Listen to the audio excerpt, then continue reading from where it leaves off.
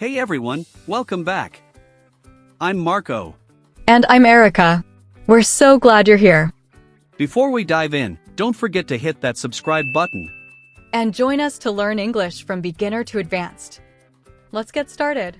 It's really quite something how much weight that very first interaction carries, especially, in professional settings. Just a few words, maybe the way they're said, can sort of define the whole experience for someone.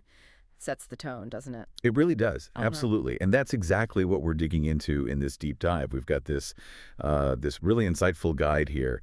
It focuses on nailing that essential communication for anyone who's, well, customer-facing or front-facing. Greeting visitors, answering calls. Exactly. Or just helping people navigate something. The mission, really, is to pull out the key phrases. Yeah. But also the kind of etiquette behind them. The stuff that builds trust and shows professionalism. Not just passing on info. And this guide, it sounds like a real treasure trove. Practical stuff, things you can actually use to sound, well, more confident and natural, making those interactions really count. Okay, so let's unpack this then. What exactly are we talking about with a front-facing role?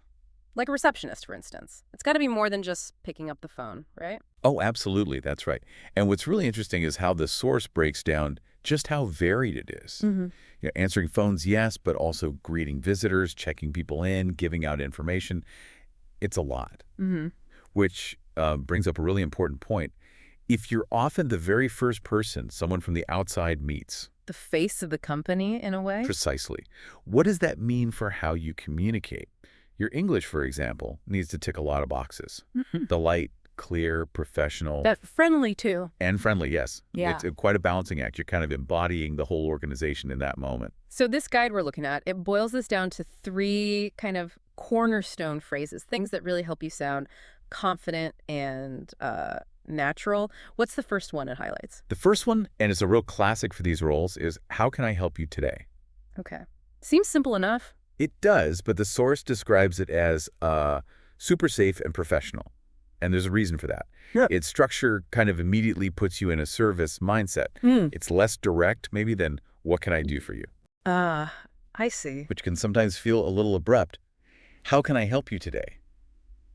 Sort of invites the visitor to state their need. It feels more open. Right, less like an interrogation. Exactly. And it just works everywhere.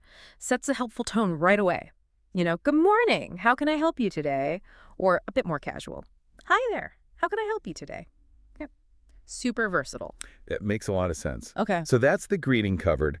What about when things aren't straightforward? What's the next key phrase? Right. The second one is, I'll check on that for you.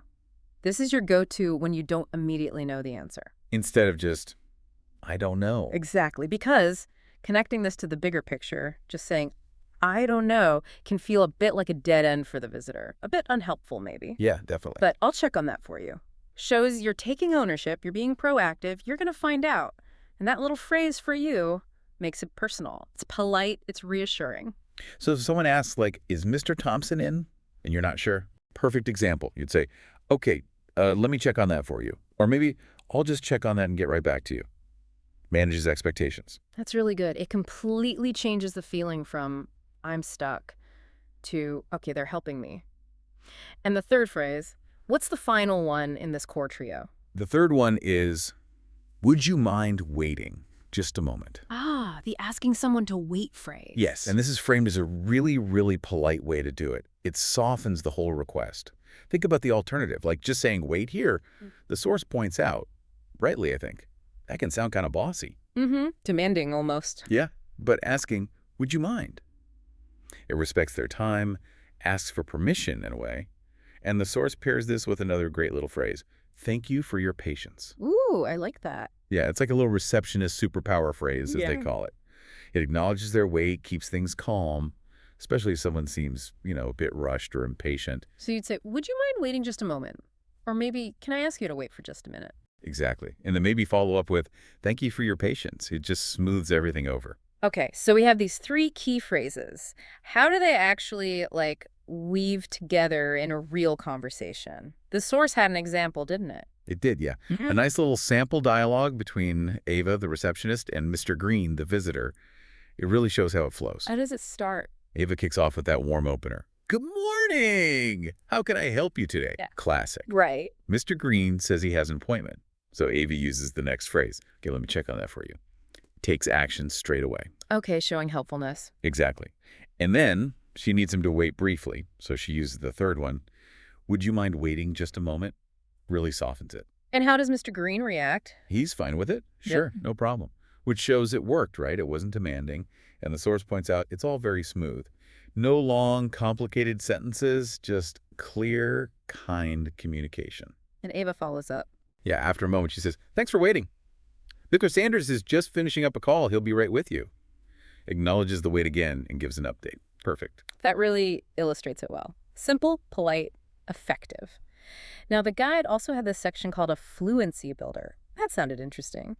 It's about upgrading common phrases. Yes, and this bit is brilliant, I think. It really gets at the difference between just, getting your meaning across and actually communicating well, effectively. So what are some examples? Well, it contrasts a basic phrase like, what do you want? Oof. Yeah, that sounds blunt. Right. The source jokes it sounds like you're in a bad mood at a burger joint. Okay. And the natural, more professional alternative is, of course, how can I help you today?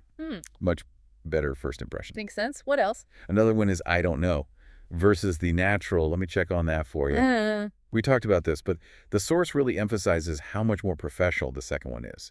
It shows you're actually trying to help, not just shutting down the query. Right.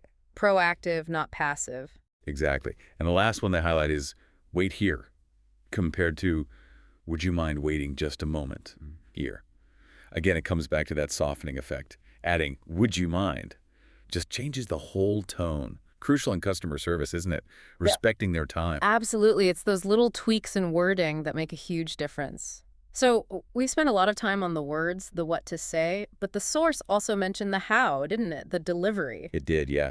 And this raises that crucial question. Yeah, okay, you've got the right phrases, but what else matters? Tone of voice, body language. Exactly. The source has this bonus tip section emphasizing that people in these roles really need to sound calm and confident. Give that standard but important advice. Smile, make eye contact, use a warm tone. Standard, but easy to forget sometimes, I guess. True, but then it adds this fascinating little nugget. Even on the phone, people can hear your smile. Try it. Really? Can they actually hear a smile? Well, the source says, it's weird, but it works. And, I think there's something to it. When you smile, it actually changes the shape of your vocal tract slightly, affects the resonance. Vocal prosody. Yeah. It subtly changes your pitch and tone, conveying warmth and friendliness, even if they can't see you. It influences how the message lands. It's quite powerful, actually. Okay, I might actually try that next time I'm on a call. So this has been a really insightful deep dive, but it's one thing to understand this stuff, another to actually do it naturally. Does the source give any tips on how to practice and really embed these skills? It does, yeah. Because knowing is only half the battle, right? Yeah. You need to apply it. The source suggests some really simple practical things. Like what? First, practice with a friend. Just role play. One person's the receptionist, the other's the visitor. Take turns. Gets you comfortable saying the phrases out loud. Okay, makes sense. Low stakes practice. Exactly. Second, record yourself. Use your phone. Listen back. How does your tone actually sound? Are you clear? Are you warm?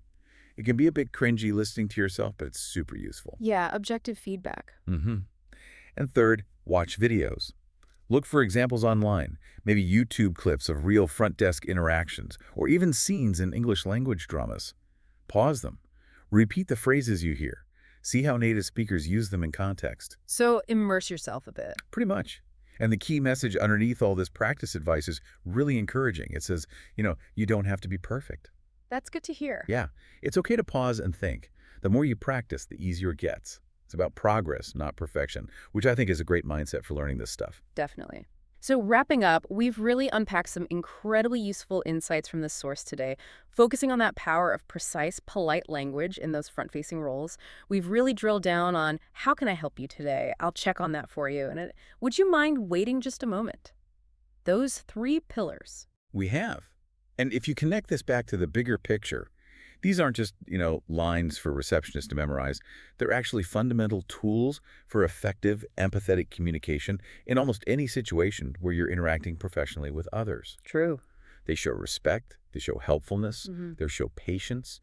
They just foster better interactions all around, whatever your job title is. And thinking about that, a huge thank you to everyone out there who puts these principles into practice every single day, especially those people who are the first point of contact. You really are shaping perceptions. Absolutely.